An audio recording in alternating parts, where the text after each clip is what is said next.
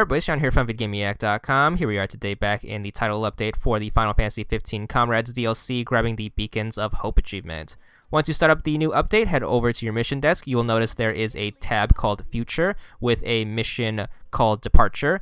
Basically select that. It's going to play like any normal mission, however you are going to play as the main characters from the main game. So you're going to select one of them. This achievement is to beat this mission with every single one of them, so it's to beat the mission 4 times with each of the characters. Mission's going to play like any other Comrades DLC. You start off by picking up food and then heading towards the gate, which is going to replace the campfire. Food works a little different. Instead of giving you a post-fight stat boost, it is going to work as your continues. So if your character is carrying food and they go down, it will pick you up. So if you happen to go down and use your food, you have to pick up more food in order to get more 1-ups essentially.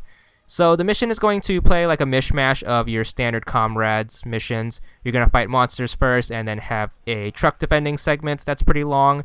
And after that you have a building defending segment, a few boss fights with some robots, then some linear fighting in some hallways, and then finally a boss fight against a Behemoth King at the end.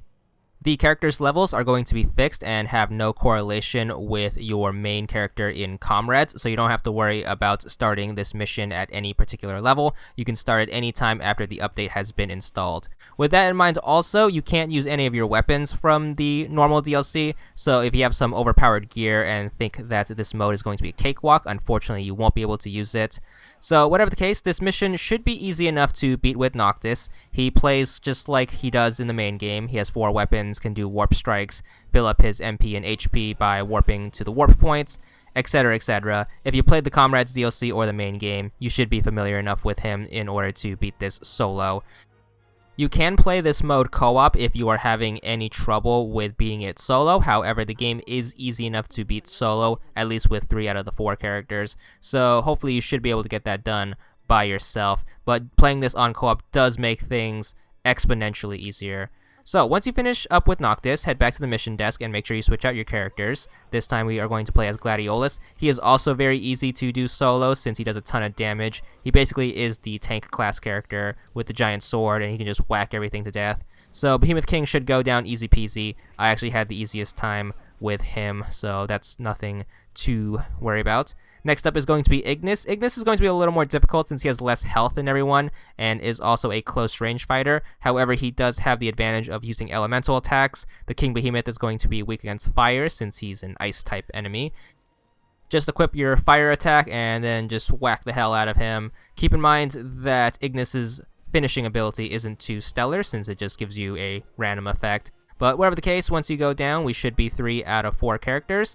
The challenge with the achievement is getting this done with Prompto. Prompto is going to be a ranged character who uses a variety of firearms. However, he is going to be pretty worthless since he has such low health, and doing this in solo is almost impossible since the AI is so terrible with luring the enemies away from you. So basically what happens is enemies will just gang up on you and you are going to get mowed down. It is possible to make it to the King Behemoth fight, however, he will just rip you to shreds since you're supposed to stand back, run in a circle, and pop shots into him, and if he's chasing you all the time and the AI just stands there doing nothing, you are going to be taken out most of the time, and it's going to get so bad to the point where you are going to go down and struggle to pick up food to get extra lives, henceforth restarting the mission. So this is one I highly recommend playing with other people because they can keep the King Behemoth off of you while you stand back and then fire away. If you do go down, they can distract him while you get food, and you actually have the room to use your other weapons. So use the machine gun, use the rocket launcher, and use the grenades, and you should be able to take him down